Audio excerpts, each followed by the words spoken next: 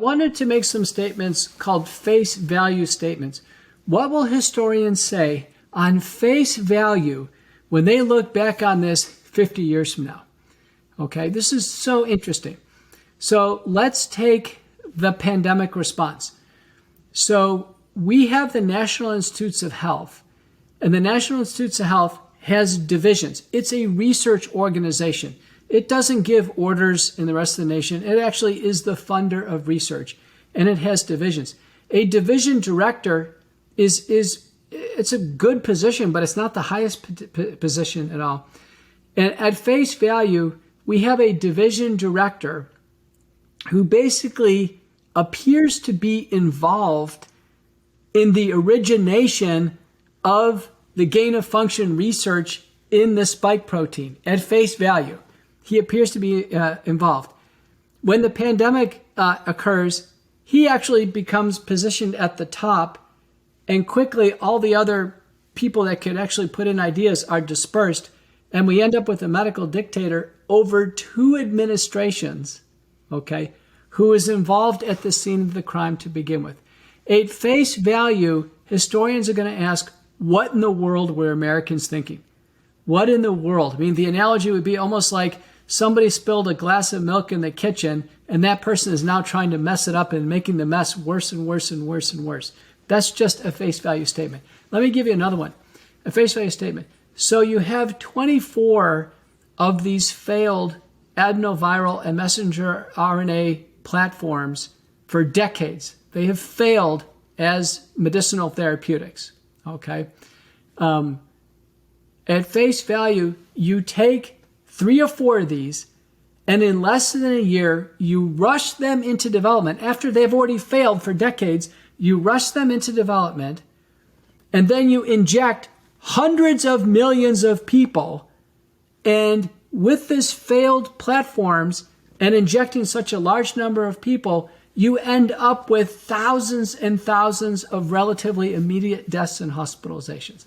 At face value, historians will say, what were you thinking?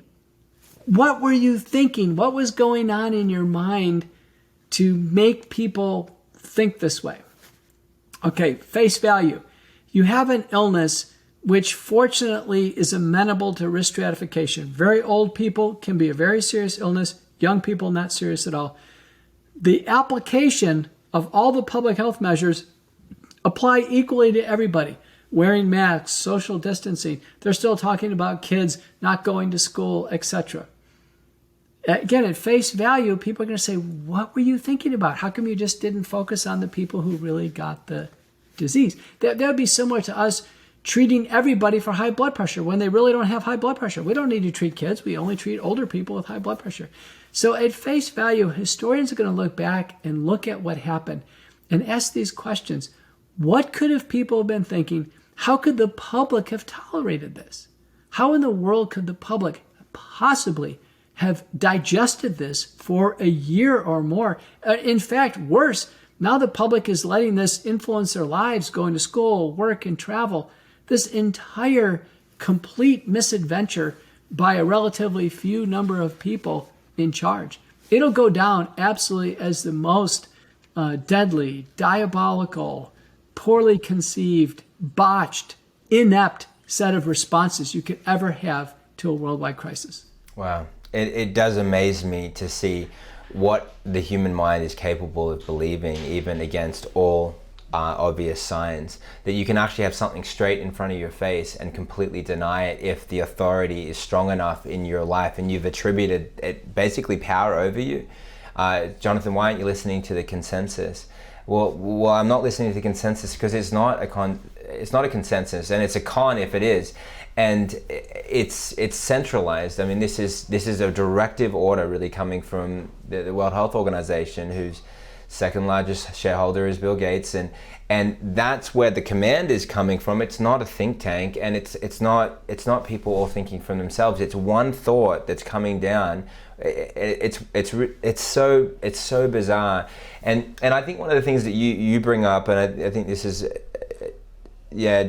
one of the things you bring up is the fact that doctors are going to have to deal with the fact if they injected a pregnant woman, and again, and I feel like, yeah, I feel like this mixture of, it's not your fault, I understand, and then the other side of me is like, you swore an oath to do no harm, and the trauma that this will create for people. And I say this empathetically, and I believe you do too, that people are going to need psychotherapy for this, and trauma recovery. Well, I wanted to mention that the doctors are not doing the direct injections, so these are voluntary centers. In fact, interestingly, these are kept out of doctors' offices. Doctors are not doing any injections at all. These are done at these government centers or pharmacy centers, but doctors are at a distance.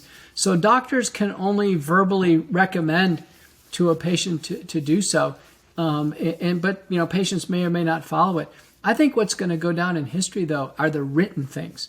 So the American College of Obstetrics and Gynecology, in writing, advises the COVID-19 vaccine. Never tested in a pregnant woman. Never proven to be safe. Assume that it's dangerous, especially with the dangerous mechanism of action of spike protein, and now the early reports of miscarriages and all kinds of misadventures. That's going to go down in history. That document will go down as a scar on the field of obstetrics and gynecology as a massive case of malfeasance. I'll give you another one. National Institutes of Health treatment guidelines for COVID-19, October 8th, 2020. The advice: someone gets COVID, a high-risk senior, they get their diagnosis, go home, do nothing, do nothing, do nothing, day after day after day. This is official NIH advice in writing.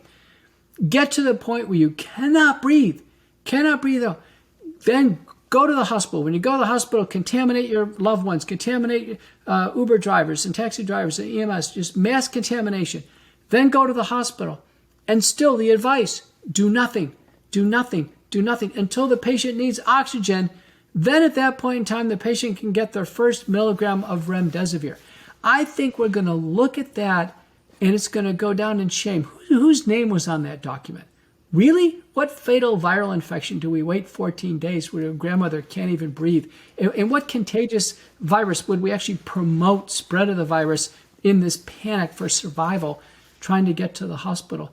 These types of documents are going to go down in history.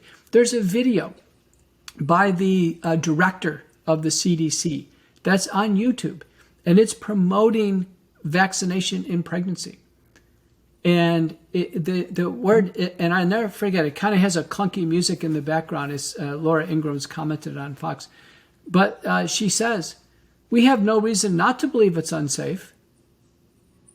I mean, so it's this kind of contorted triple negative, meaning, you know what, it's probably unsafe, but we're going to tell you to have it anyway. People are going to look back on these. These are recorded in history as being reckless, as being just absolutely menacing with respect to human life. As a doctor, I took an oath, the Hippocratic Oath, to above all do no harm and to try to help everybody. So I care about everybody, I actually help a smaller subset, and I cure even a smaller subset than that.